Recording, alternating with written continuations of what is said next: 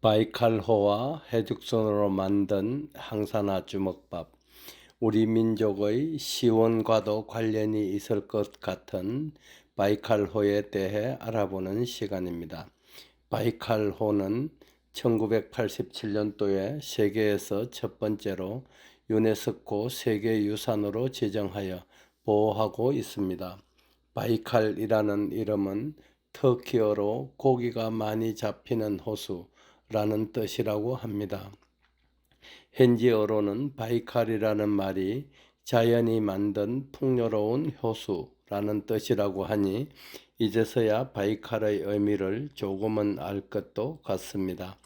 이 호수의 면적은 31,722제곱킬로미터로서 우리나라 경상남북도를 합친 것보다 약간 더 넓고 담수량은 23,615킬로톤인데 이것은 최대 담수량이 29억 톤인 소양강 댐에 비해 8,143배에 달하는 수치입니다.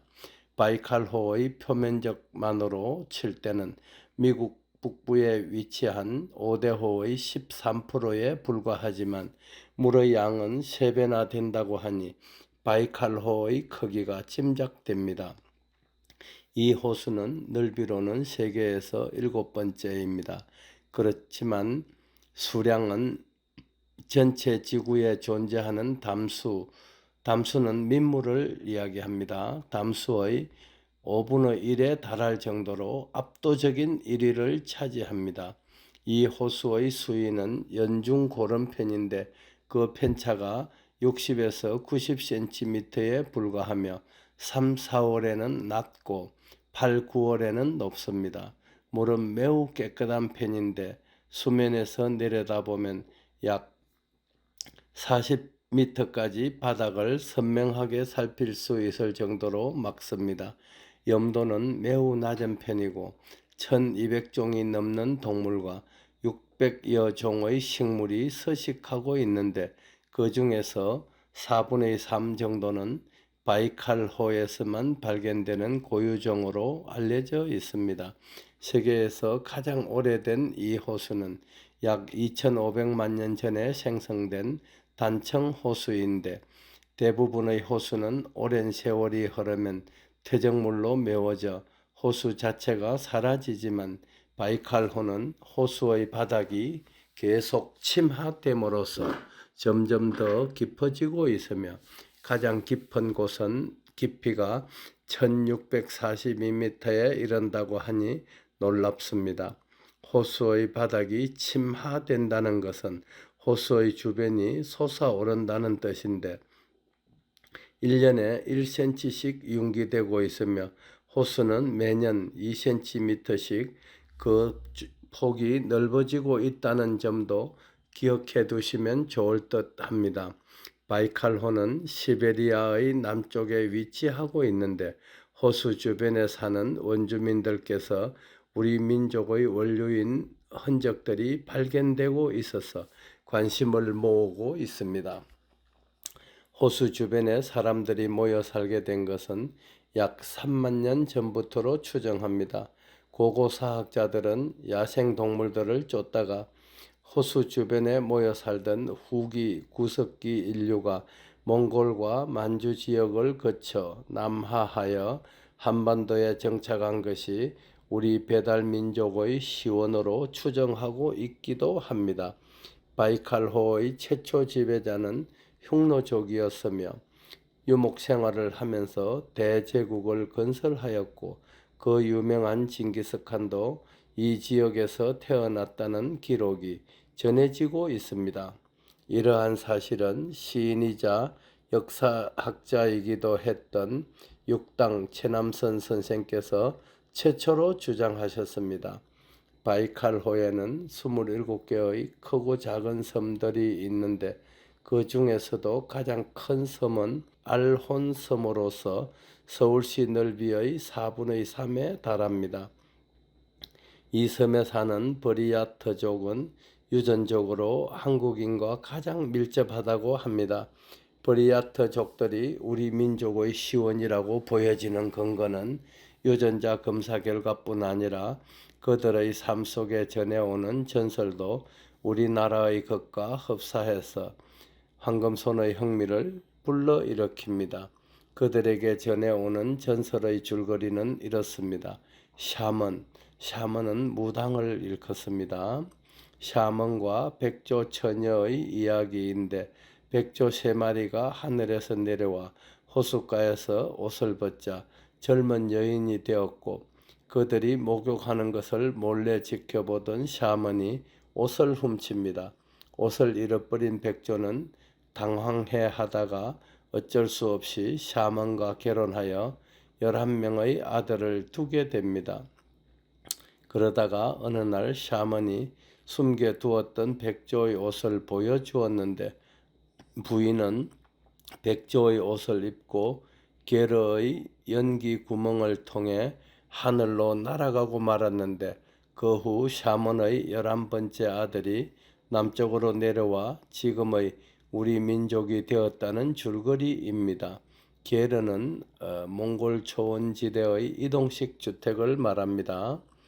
이 전설은 우리나라의 나무꾼과 선녀와 판박이지요. 전설이나 사람들의 유전자 등을 놓고 볼 때 우리 민족의 시원이 바로 바이칼호 주변이 아닐까 싶어지는 것입니다.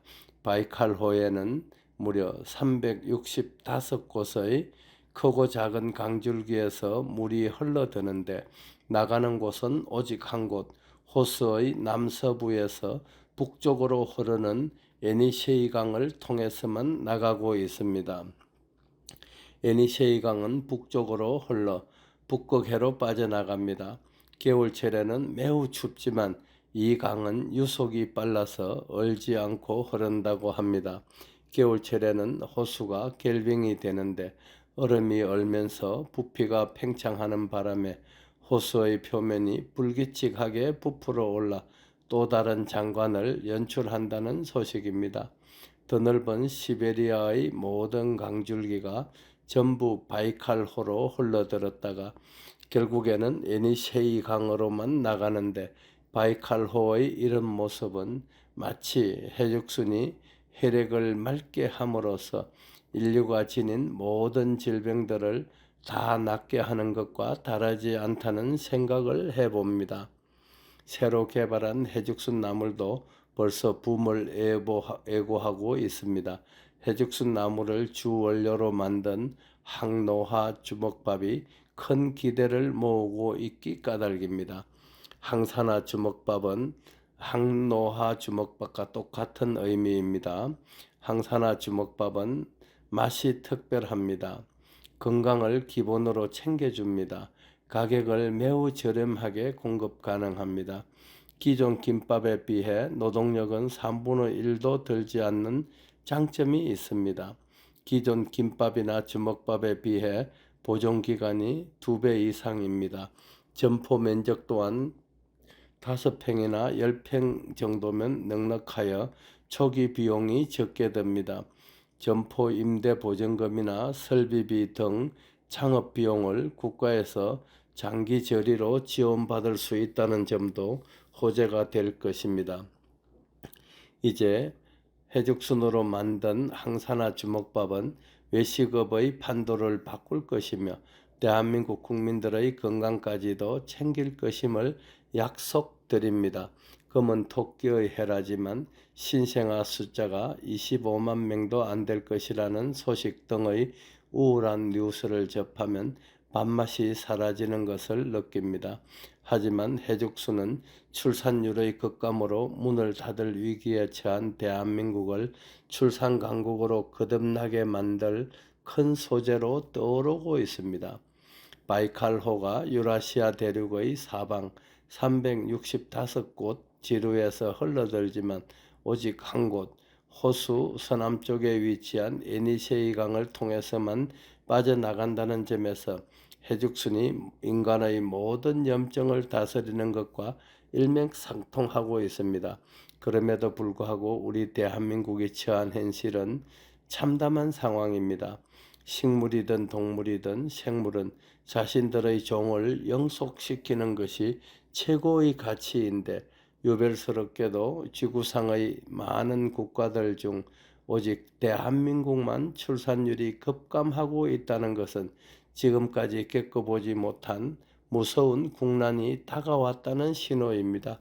이러한 국가적 위기가 다가왔음에도 정작 국가 지도자들이나 정치인들은 사리사욕에만 돋지않은 채 사태를 방관하고만 있으니 나라가 망한 후에나 정신을 차릴 것인지 안타까운 마음만 가득합니다.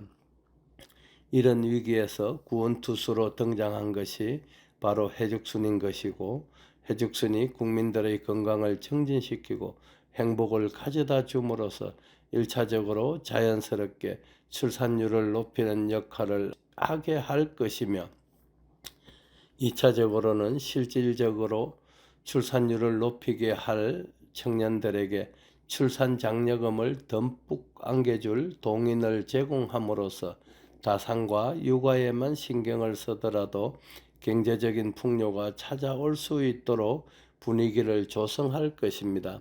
이러한 일은 사회적 합의와 분위기의 조성도 매우 중요한 일이라고 여겨지는 것이며 누군가는 반드시 해야 할 일이기에 황금손이 나서게 되었습니다. 나라를 구하는 일이 우선인 까닭입니다. 꼭 이루겠습니다. 반드시 이루겠습니다. 오늘은 일요일 세상의 새벽도 황금손이 먼저 깨웁니다. 감사합니다. 2023년 11월 26일 이른 새벽에 새벽을 깨우는 사나이 해죽순 개발자 황금손 배대열 올립니다. 배대열의 세상만사. 구독과 좋아요를 눌러주시면 황금손은 큰 힘을 얻습니다.